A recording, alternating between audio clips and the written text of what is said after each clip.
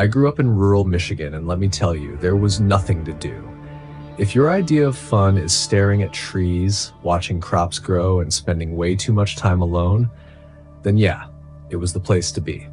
Me, I couldn't wait to get out. The second I had a car and enough money, I was gone.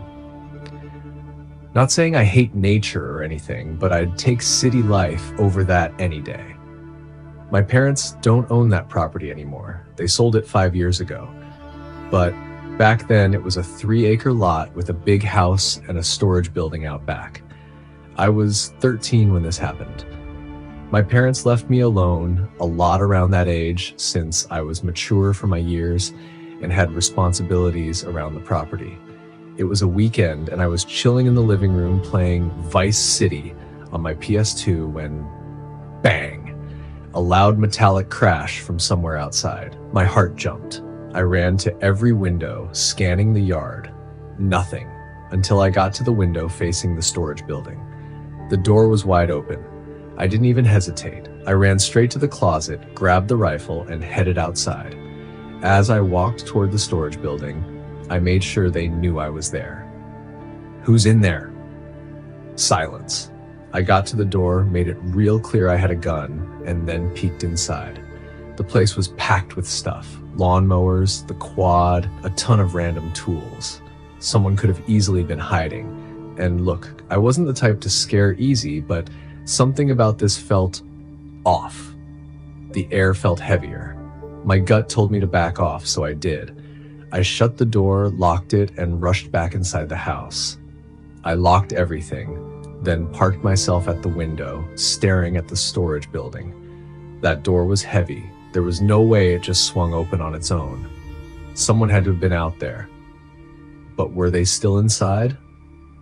I didn't know, and I wasn't about to find out. I grabbed the landline, yeah, this was before texting was the norm, and called my dad. No answer. Left a voicemail, went back to my watch post, turned on the TV to break the silence. At this point, I was about to just chalk it up to a freak accident, until I heard it. Creaks from upstairs, instant chills. My mind started racing. Was I just psyching myself out? Or was someone in the house? I wasn't about to sit there and wait to find out. I grabbed the rifle again and started moving. No yelling, no calling out. That would only let them know I heard them. The upstairs hallway was dark, so I flipped the lights on. 5 closed doors, 4 bedrooms, 1 bathroom. I crouched down and peeked under the gaps beneath each door, looking for movement. Then I got to my parents' bedroom. 2 bare feet, standing on the other side of the door. My stomach dropped. My hands were shaking. I realized real quick I was not ready for this. I backed up, turned, and bolted down the stairs. Locked myself in the bathroom, tried my dad again. Nothing. Another voicemail. Then I called again and again.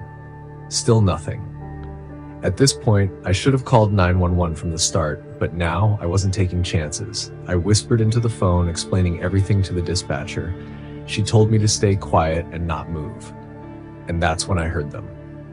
Footsteps. Coming down the stairs, they stopped. Right outside the bathroom door, a pause, then a deep voice. I felt sick, frozen. That voice burned into my brain. Even now, if I heard it, I'd know exactly who it was. I wanted to cry, but I forced myself to stay firm. Loud and clear, I said, "I'm on the phone with the cops and I have a gun." Put the operator on speaker. She started asking if I was okay. The guy jiggled the handle. It was locked. Then, silence.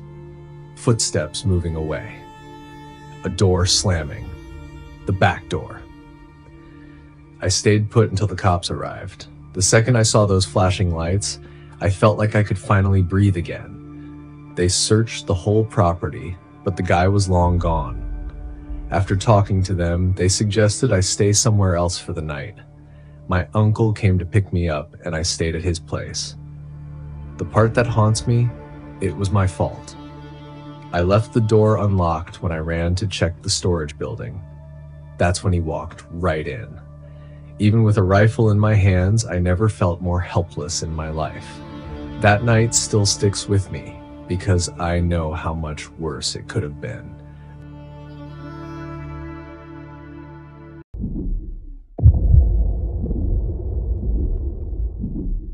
I was home alone for an entire week once when I was still a teenager, which was rare since my parents hardly ever went out.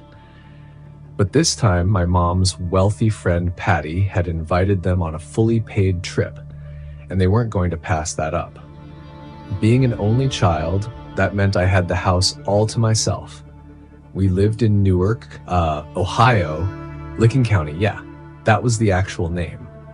Our house sat on a quiet road where maybe a few cars passed by each day, and we had thick woods right in the backyard. The deck overlooked everything: our big yard, a small fish pond, and an above-ground swimming pool. It was a Thursday night, I remember, because I had been texting my friends earlier about weekend plans.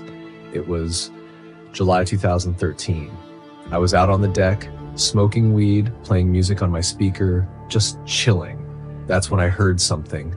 A voice, faint, coming from the woods. I turned the music down for a second, listened. Nothing. So I shrugged it off and turned the volume back up.